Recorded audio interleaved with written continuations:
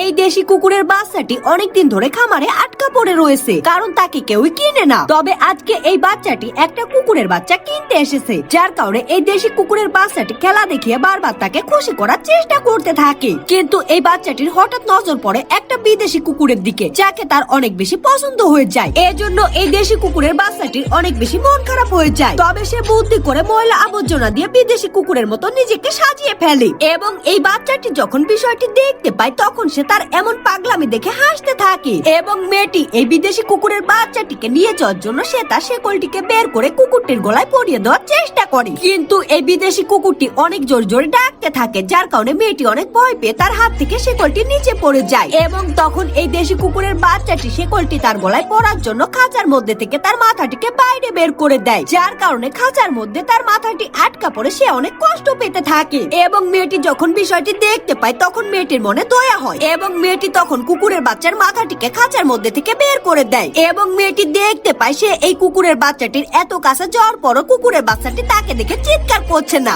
এজন্য মেয়েটির এই কুকুরের বাচ্চাটিকে অনেক ভালো লেগে যায়, এবং সে এই কুকুরের বাচ্চাটির গলায় শেকল পরিয়ে তাকে কোলে করে নিজের বাড়িতে নিয়ে যায়।